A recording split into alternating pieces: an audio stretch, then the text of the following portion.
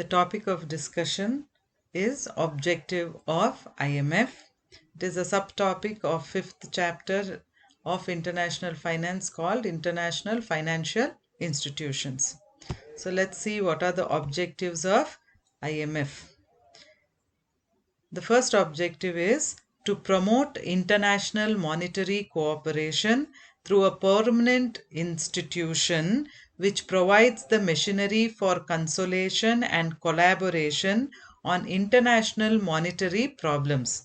The first objective was they wanted to set up an international institution which would promote international monetary cooperation among various member countries of the world, and with the help of consolidation and collaboration of international monetary problems.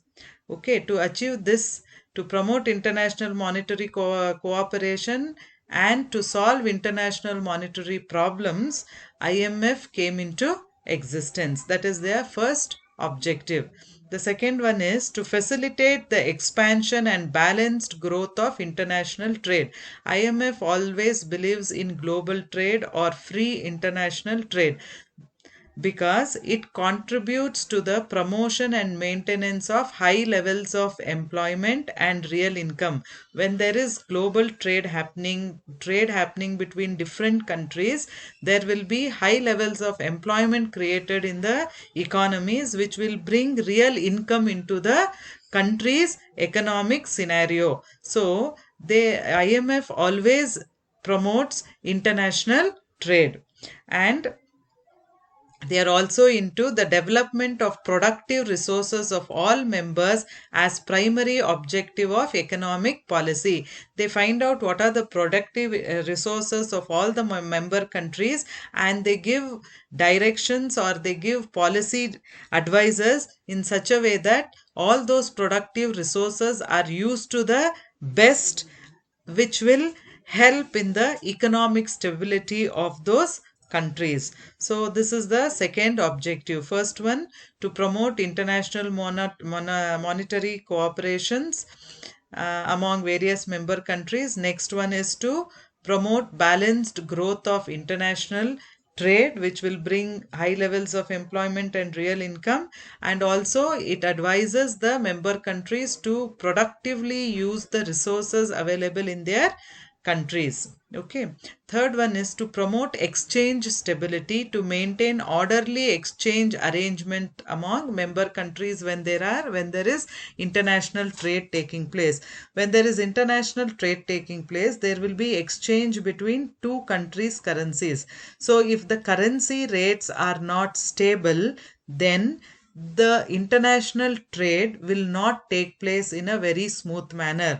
When one country's currency rates are increasing or another country's currency rates are decreasing very frequently, then coming into terms with regarding to exchange of goods or services between such two countries will become highly impossible, because there may be some countries who would be making exorbitant profits, and the other country would be facing huge losses. So this is always detrimental to international trade. So IMF always promotes or makes various policies in such a way that there is exchange stability among the countries which gets involved into international trade. Next objective is to assist in the establishment of a multilateral system of payments in respect of current transactions between the member countries. When there are two member countries or many group of countries who are involved in international trade, there will have to be various pathways, or there has to be various modes of payments, various levels of payments that has to be in place, payment systems that has to be in place, so that smooth and successful international trade takes place. So IMF takes the role or takes the initiative in establishing multilateral systems of payments, which helps current international transactions go on in a very smooth manner between different countries of the globe. Along with that, it always promotes elimination of foreign exchange restrictions which hamper the growth of world trade. IMF always believes in liberalization of rules and regulations with regarding to trade aspects. So it promotes that the rules and regulations should be liberal. When the rules and regulations are liberal and not restrictive, then free trade between countries is very much possible and will bring a lot of income for a country's economy. So this also is another objective of IMF.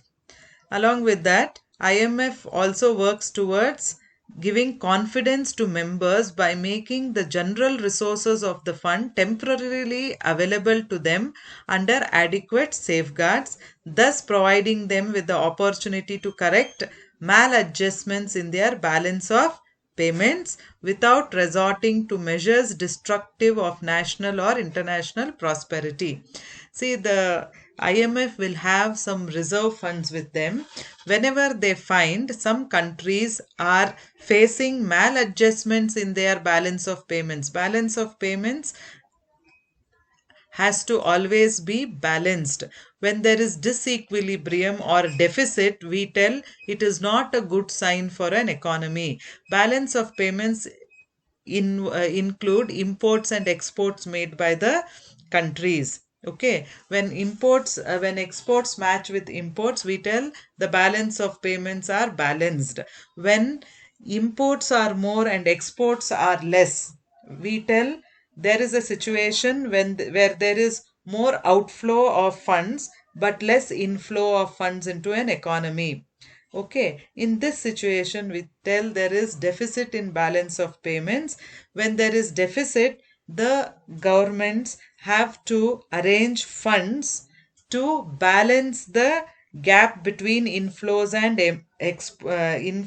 outflows, or imports and exports. So they have to take funds, or they need funds to balance this. So when in such a situation, or we tell this is a situation of crisis, the member countries can get help from IMF, and IMF will stretch its supportive hand and also gives them policy advisors to see that such crisis will not occur to that economy in future.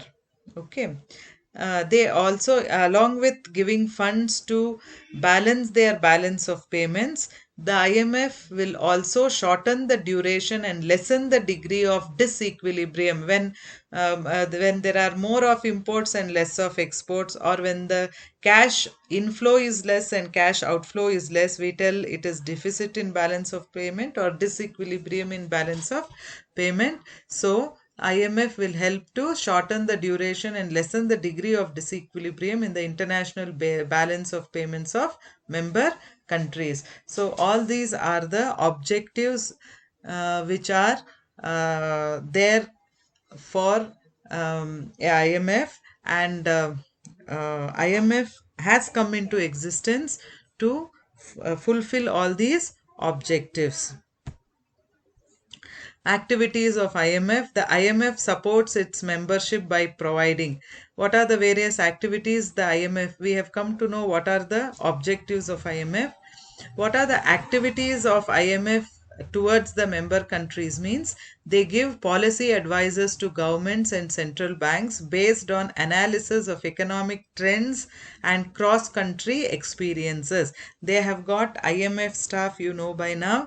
They are constant watchdogs of various economic developments happening throughout the globe. So, with the help of analysis of economic trends and cross-country experiences of IMF, they give policy advices to the governments and central banks to improve the economic condition of their countries.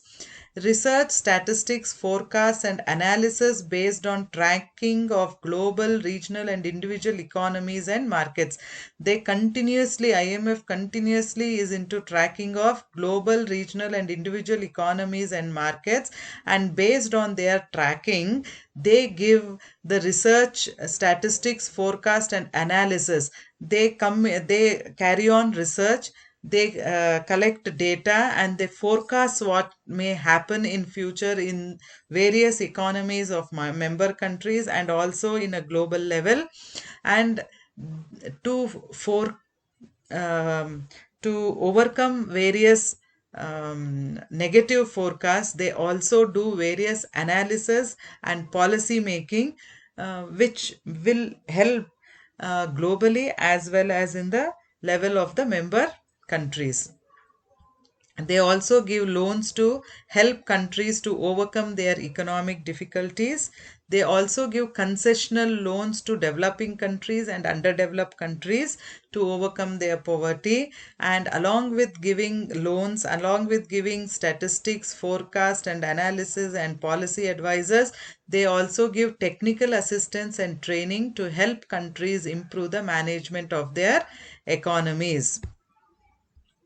Apart from the above activities, uh, it even lends, enhancing lending facilities. They are always into giving various types of funds to various member countries whoever are facing economic crisis. It also ensures lending flexibility according to the need of the regional markets or regional countries. The lending takes place. Okay. Then they also provide analysis and advice. They analyze. I told you, you've got research panels in IMF who do research, who collect data, who study the data, and will give forecasts what may happen, what may not happen for various economies of various member countries. Along with giving advisors, they give analysis of the economic data of that particular country, and they also give advices for betterment of economic welfare or well-being of that member country. They drawing lessons from the crisis. The IMF draws lessons from the crisis and sees that from that rich experience, they redraft or reform the rules, regulations, and guidelines or policies and strategies, which is very helpful for global financial architecture. They are also into reform of governance. The IMF's member countries also agree to a significant increase in the voice of dynamic emerging countries. They don't only take the voices of developed countries, but they also give equal importance to developing countries and underdeveloped countries' voices, so that they can reform a proper governance with regarding to economic activities of all the member countries of the globe. Okay, so these are the various objectives and activities undertaken by IMF.